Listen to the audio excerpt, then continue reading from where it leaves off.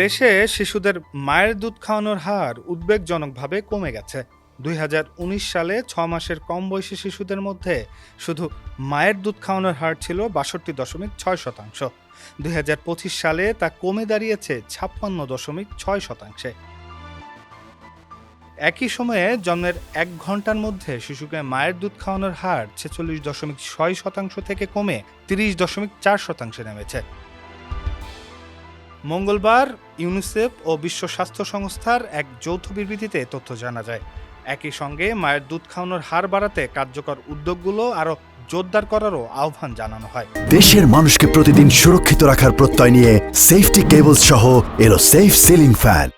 বাংলাদেশে ইউনিসেফের ভারপ্রাপ্ত প্রতিনিধি জিলিয়ান মেলসপ এবং বাংলাদেশে ডব্লিউএইচওর প্রতিনিধি ডাক্তার জামশেদ মোহাম্মদ যৌথ বিবৃতিটি দেন।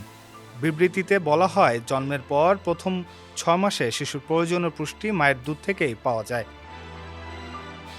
মায়ের দুধ শিশুকে বিভিন্ন সংক্রামক রোগ থেকে সুরক্ষা দেয়, রোগ প্রতিরোধ ক্ষমতা বাড়ায় এবং শারীরিক ও মানসিক বিকাশে সহায়তা করে। মায়ের জন্যও এর উপকার রয়েছে। এতে স্তন ও ডিম্বাশয়ের ক্যান্সার এবং টাইপ 2 ডায়াবেটিসের ঝুঁকি কমে। ইউনিসেফ ও ডব্লিউএইচও বলছে, মায়ের দুধ খাওয়ানো স্বাভাবিক প্রক্রিয়া হলেও সব মায়ের জন্য এটি সহজ নয়।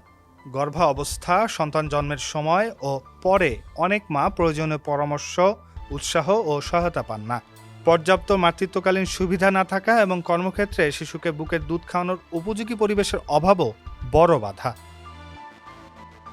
বিবৃতিতে বলা হয়, পরিবারগুলোর সামনে এখনও মায়ের দুধের বিকল্প শিশু খাদ্যের প্রচার প্রচারণা চলছে। জরুরি ও মানবিক সংকটের সময় এসব বাধা আরও প্রকট হয়। ইউনিসেফ ও ডব্লিউএইচওর মতে, শক্তিশালী স্বাস্থ্যসেবা, দক্ষ স্বাস্থ্যকর্মী, পারিবারিক ও সামাজিক সহায়তা, শিশুবান্ধব হাসপাতাল কর্মসূচি, মাতৃত্বকালীন সুরক্ষা এবং স্তন্যদানের উপযোগী কর্মপরিবেশ মায়ের দুধ খাওয়ানোর হার বাড়াতে কার্যকর।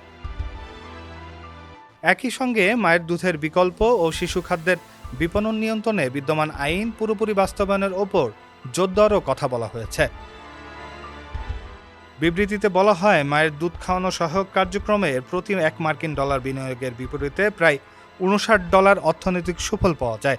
স্বাস্থ্যসেবায় ব্যয় কমা, শিশুদের মেধার বিকাশ, শিক্ষায় ভালো ফল এবং ভবিষ্যতে বেশি আয় করার সক্ষমতা তৈরির মাধ্যমে এই সুফল আসে। এই দুই সংস্থা সরকার, বেসরকারি খাত, উন্নয়ন সহযোগী, স্বাস্থ্যকর্মীসহ সংশ্লিষ্ট সব পক্ষকে মায়ের দুধ খাওয়ানো নিশ্চিত করতে কার্যকর উদ্যোগ নিতে আরও জোরদারের আহ্বান জানিয়েছে। কর্মজীবী মায়ের জন্য বেতনসহ মাতৃত্বকালীন ছুটি, বুকের দুধ খাওয়ানোর জন্য বিরতি এবং উপযোগী কর্মপরিবেশ নিশ্চিত করতে আহ্বানও জানানো হয় ওই বিবৃতিটিতে। ডেস্ক রিপোর্ট, সমকাল।